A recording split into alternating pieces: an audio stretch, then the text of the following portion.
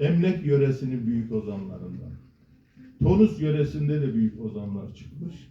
Aşık Veysel'imiz Emlek yöresi ozanlarından. Şimdi onunla ilgili şiirimizle başlıyoruz. O güzel insanı şiirimize, türkülerle anacağız. Şiirimizin adı Koca Veysel.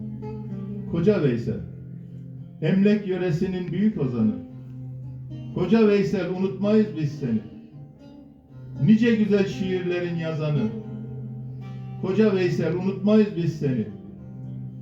Çiçek mahrum etmiş iki gözünden. Tabiata aşık edin özünden. Ders alırız şiirinden sözünden. Koca Veysel, unutmayız biz seni. Kara toprak varoluşa bir sebep. Gemi yükünü almış beklemez elbet. Uzun ince yolun yolcusuyuz hep. Koca Veysel, unutmayız biz seni. Pınar oldun, dertli dertli çağladın. Sazına derdini döktün ağladın. Gelmez yola gittin, sırrı bağladın. Koca Veysel, unutmayız biz seni.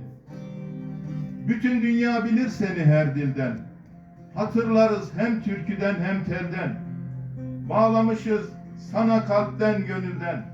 Koca Veysel, unutmayız biz seni.